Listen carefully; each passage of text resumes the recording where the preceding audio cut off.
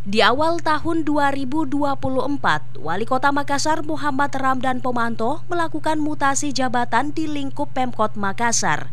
Pelantikan ini berlangsung di atas kapal pinisi di Anjungan Pantai Losari, Rabu pagi 3 Januari 2024. Mereka yang dilantik hari ini merupakan pejabat eselon 2, 3, dan 4.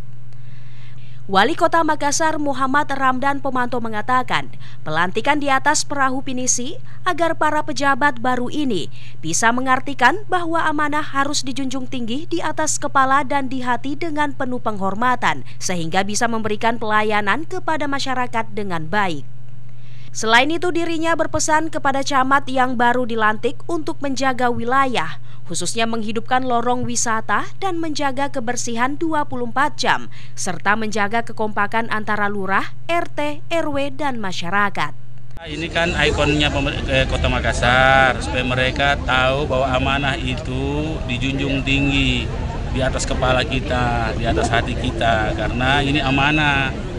Semua ini simbol Kota Makassar. Mereka harus paham bahwa mereka dilantik dengan hormat, dengan penuh kehormatan. Jadi kasih kehormatan juga masyarakat dengan cara pelayanan publik dengan baik, dengan cara bagaimana melaksanakan tugas dengan baik, itu saja.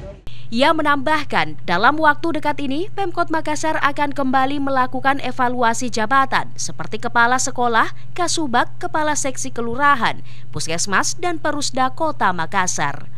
Mulyadi, Fajar TV dan Fajar Radio melaporkan.